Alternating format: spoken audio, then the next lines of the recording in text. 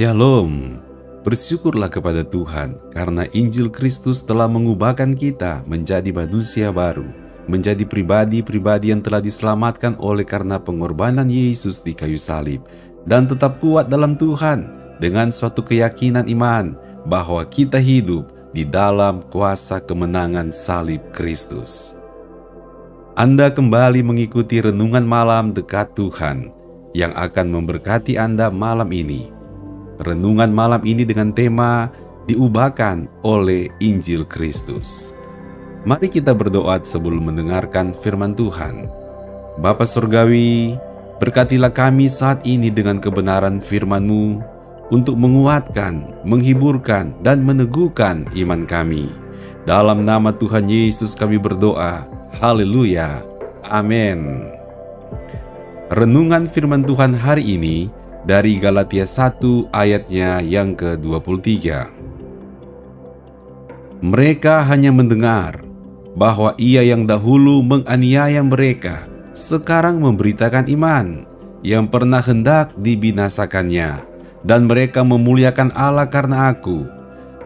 Nah, melalui firman Tuhan ini kita diingatkan bahwa Injil berkuasa mengubahkan seseorang. Contohnya adalah Paulus yang dulunya adalah seorang tokoh agama yang terpandang di Israel.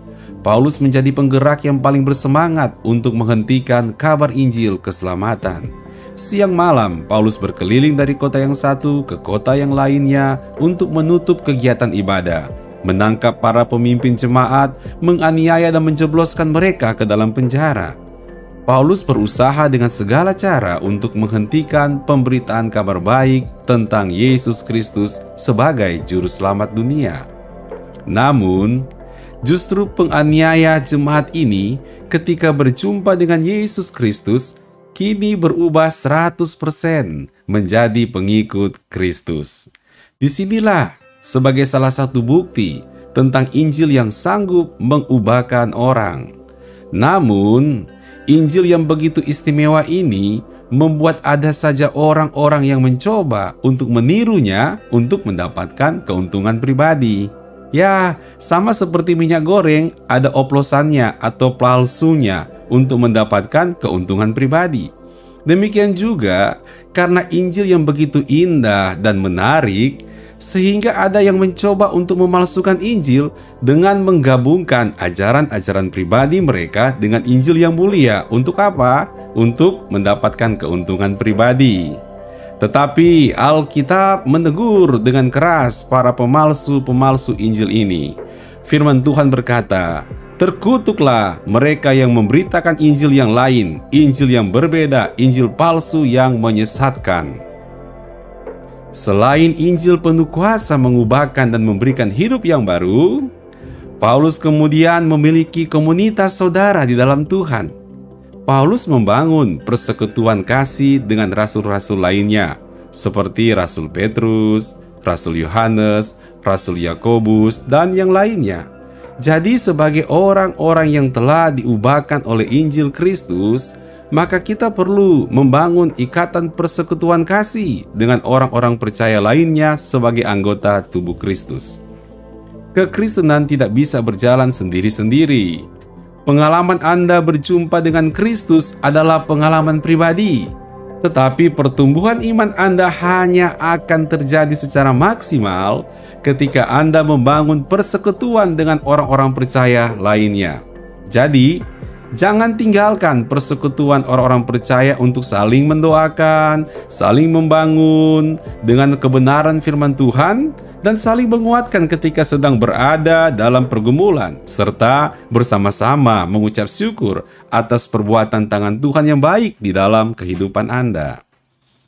Salah satu ciri juga yang penting bagi mereka yang telah diubahkan oleh Injil Kristus adalah memiliki aktivitas untuk memberitakan iman keselamatan kepada orang lain. Lihatlah Paulus. Dia bersaksi tentang imannya kepada orang lain agar orang lain dapat juga diubahkan dengan Injil keselamatan. Kita pun tidak boleh berdiam diri.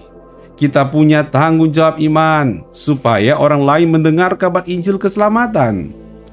Tuhan menaruh tanggung jawab supaya kita bertemu dengan orang lain dan menceritakan kesaksian iman kita supaya orang lain diselamatkan.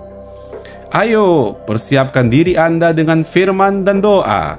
Kemudian bersaksilah kepada orang-orang yang kita kenal dan kita kasihi agar mereka juga dapat mendengar Injil keselamatan. Mari kita berdoa. Bapa Surgawi, terima kasih atas firman-Mu hari ini. Kami bersyukur karena Injil Kristus telah mengubahkan diri kami sehingga kami menjadi manusia baru dan beroleh keselamatan. Tuhan, tolonglah kami agar kami diberi kekuatan untuk menjadi saksi-saksi Kristus kepada orang-orang yang belum diselamatkan.